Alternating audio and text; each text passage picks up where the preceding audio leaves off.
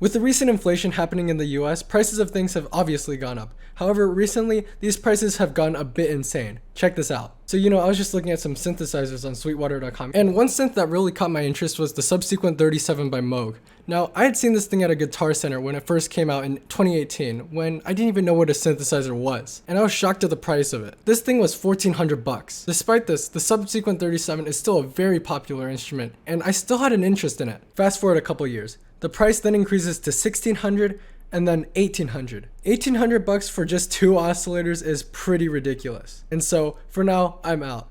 However, recently, this price had changed to $1,900. Well, luckily there's a cheaper alternative to the Subsequent 37, which is the Subsequent 25. Compared to the Subsequent 37, it has a smaller keyboard, less controls on the panel, no aftertouch, arpeggiator, sequencer, and more. But it still sounds pretty good. I tried it at a Guitar Center once and was actually considering it. It still had quite a few functions and ultimately had the warm Moog sound. That was when it was $850. Then that went up to $1,000, and now as of the time I'm recording this, it is now $1,200, almost the price of what the Subsequent 37 originally was.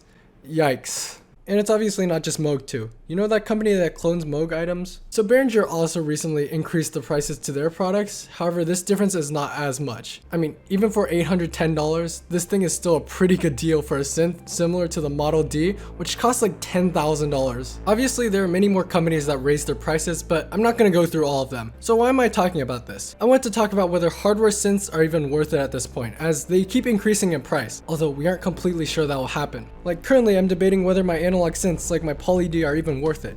Yes, compared to like the original Model D, it's an insane deal. But like for me, since I'm in a tighter money situation, I'm gonna be trying to get the most out of my money. So I would be doing that through more software, which is cheaper. Like yes, you can get very similar sounds using software, but man, this is so much more fun to play with and also more inspiring. But yes, just yesterday I decided to finally spend the money and get Kontakt 13. There's a bunch of sampled instruments, synths, and just so much more compared to my hardware synths for a lot cheaper. I'm still going to be playing around with it more, but in the meantime I want to do more videos on the Poly D since I've had so much fun with it. Thanks for watching, and I'll see you in the next video.